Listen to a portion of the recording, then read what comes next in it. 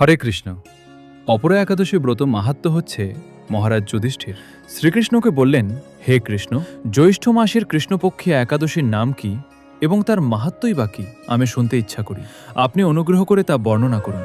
শ্রীকৃষ্ণ বললেন, হে মহারাজ, মানুষের মঙ্গলের জন্য আপনি খুব ভালো প্রশ্ন করেছেন। বহু পুণ্য প্রদানকারী, মহাপাপ বিনাশকারী ও পুত্রদানকারী এই একাদশী অপরা নামে খ্যাত। এই ব্রত পালনকারী ব্যক্তি জগতে প্রসিদ্ধি লাভ করে।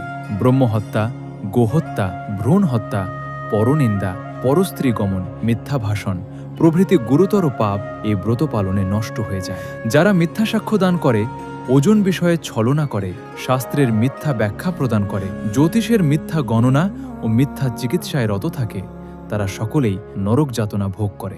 এ সমস্ত ব্যক্তিরাও যদি এই ব্রত পালন করে, তবে তারা সমস্ত পাপ থেকে মুক্ত হয়। ক্ষত্রিয় যদি স্বধর্ম ত্যাগ করে যুদ্ধক্ষেত্র থেকে পালিয়ে যায়, তবে সে ঘোরতর নরকগামী হয়, কিন্তু সেও এই ব্রত পালনে মুক্ত হয়ে স্বর্গগতি লাভ করে।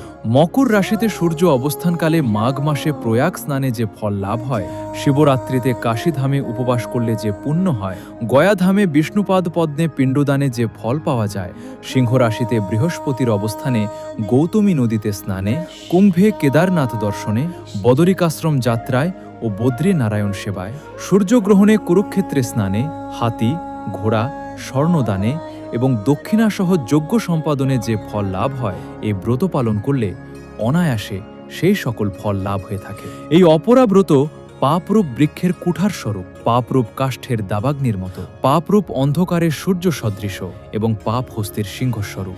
এ ব্রত পালন না করে যে ব্যক্তি জীবন ধারণ করে জলে বুদবুদের মতো, তাদের জন্ম মৃত্যুই কেবল সার হয়। অপরা একাদশীতে উপবাস করে বিষ্ণু পূজা করলে সর্বপাপ মুক্ত হয়ে বিষ্ণুলোকে গতি হয়। এ ব্রতকথা পাঠ ও শ্রবণ করলে সহস্র গোদানের ফল লাভ হয়। ব্রহ্মাণ্ড পুরাণে এই ব্রত মাহাত্ম্য বর্ণনা করা হয়েছে। রাধে রাধে।